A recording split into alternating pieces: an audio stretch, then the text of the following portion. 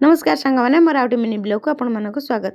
तो ये सन्धार मो झील मोबाइल देखुला तो आखि आगु चलला गोटे गाजर रेसिपी है मम्मी मो टे गाजर आलुआ बनदेव।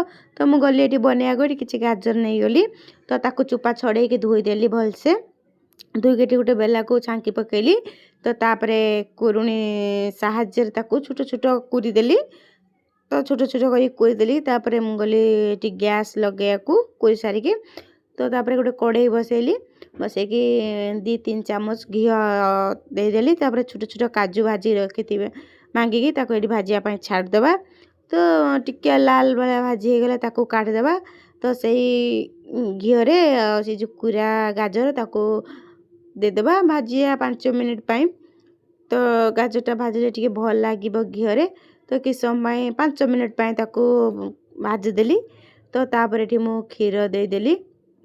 तो से क्षीर फुटी आसले ताको सिम करिकी गैस रे सिम करिकी ताको घोड़नी देदेबे तो सिझापी। तो किस समय सिझीगला मुझे काजू भी ताको देदेली जो भाजी रखी थी। तो तापर ये मु चीनी भी देदेली।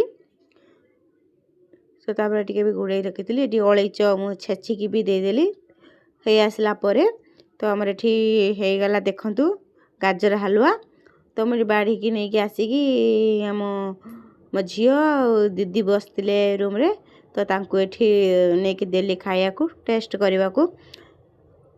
तो से खाई कहले केते सुंदर ममता तू बनईचु बहुत टेस्टी होता सतरे सांग मैंने बहुत टेस्टी होता।